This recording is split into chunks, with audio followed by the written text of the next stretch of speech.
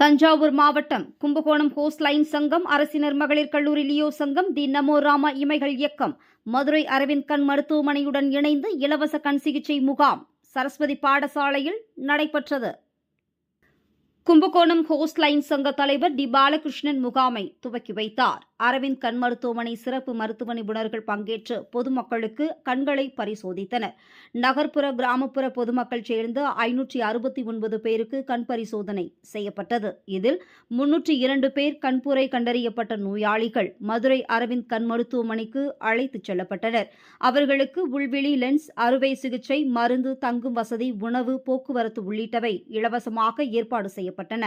முகாமுக்கு தி நமோ ராமா இமைகள் இயக்கம் நிதியுதவி அளித்து கலந்து கொண்டு சிறப்பித்தவர்களுக்கும், சேவையாற்றிய அரிமாக்களுக்கும், லியோ பிள்ளைகளுக்கும், முகாம் நடத்த இடமளித்த சரஸ்வதி பாடசாலை குழுமத்திற்கும் நன்றிகளையும் பாராட்டுகளையும் தெரிவித்துக் கொள்கிறோம் என லைன் பாலகிருஷ்ணன் தெரிவித்தார்.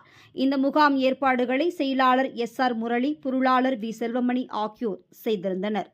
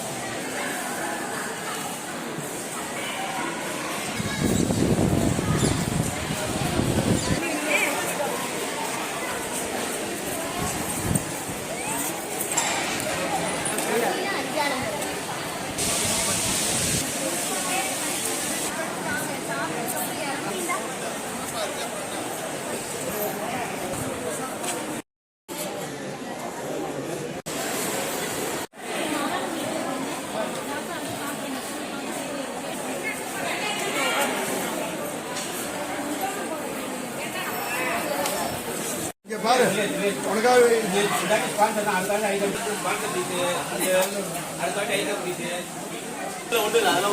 இந்த பையன்